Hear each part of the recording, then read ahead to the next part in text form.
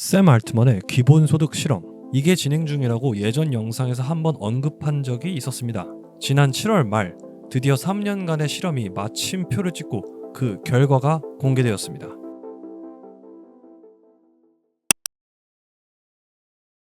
결과 발표에 앞서 샘 알트먼이 해당 실험을 진행한 이유를 간략하게 설명해 보겠습니다. 알트먼은 AI가 가져올 생산 효율의 극적인 발전으로 인해 산업에서 인간 노동력의 수요가 드라마틱하게 감소할 것이라 확신했습니다.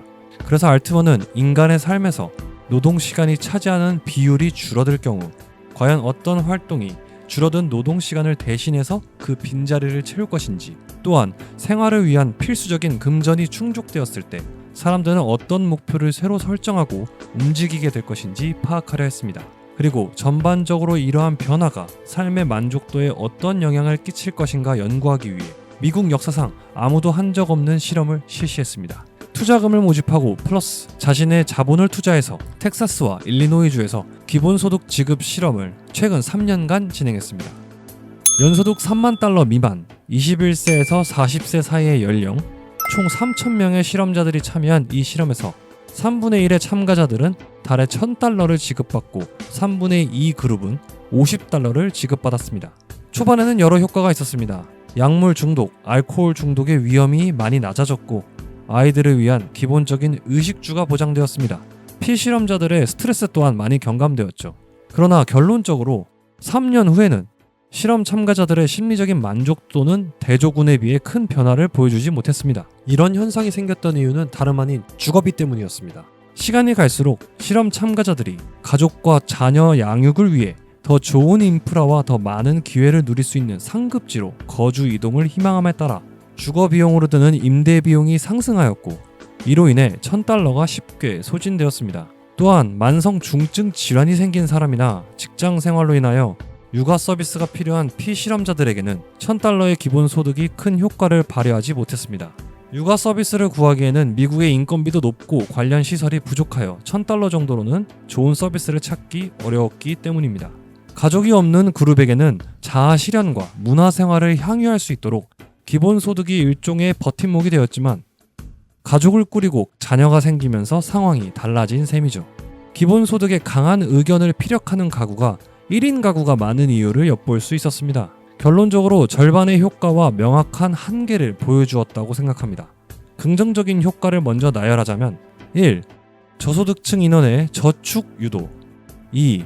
자녀를 양육하기 위한 의식주 안전장치 마련 가능. 3. 참가자들의 마약 및 알코올 중독 감소. 4. 임금 노동을 대신하여 창업을 선택하는 비율이 9% 증가. 5. 주당 근로시간의 감소, 가족과 함께 있는 시간 증가. 6. 당장의 금전적 보수보다 개개인의 목표와 가치관에 따라 직업을 선택하도록 유도. 이 정도가 있겠습니다. 이어서 기본소득의 한계를 말씀드리면 1.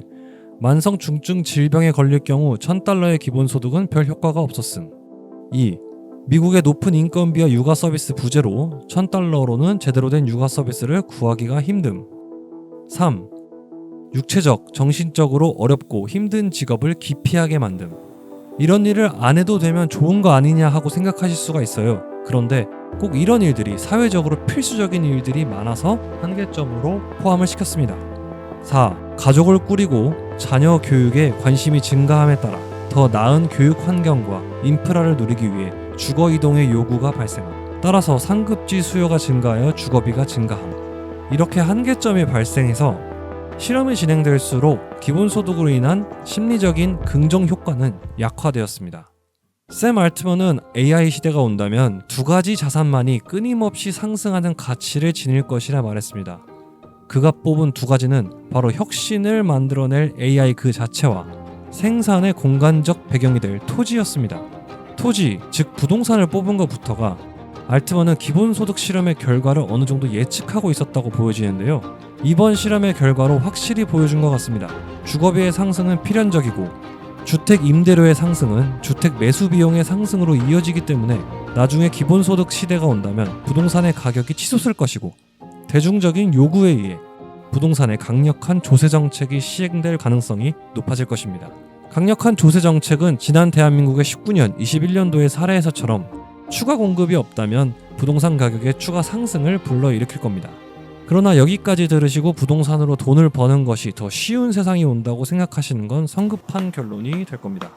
왜냐하면 부동산의 과대 상승은 반드시 정부의 2중, 3중 과세를 유도할 것이기 때문이죠. 영상 보신 여러분들도 충분히 동의하실 겁니다. 결국 세금의 무게를 짊어질 수 없다면 부동산을 통한 부의 창출은 더욱 힘들어질 거라 생각을 합니다. 알트먼이 꿈꾸는 AI 시대가 곧 온다고 가정해보고 대한민국을 살아가는 평범한 국민의 입장에서 생각을 해보겠습니다. 우리 같은 일반 대중들이 AI 기술을 소유하기도 힘들고 개발하는 것도 만만치 않을 것입니다. 그렇다고 대중들이 토지를 모두 소유해서 부와 권력을 나누어 갖기도 상당히 힘들겠죠. 지난 50년 동안의 산업화 민주화 시대에는 절대 다수를 구성하는 중산층의 부와 민주주의로 인한 개인의 인권 신장으로 대중들이 존중받는 세상이었다고 말할 수 있겠으나 미래의 메인이 될 AI 기술과 한정된 토지를 생각해보면 지금까지 이어져온 임금 노동 기반의 중산층 민주주의가 끝장나는 게 아닐지 심히 걱정이 됩니다.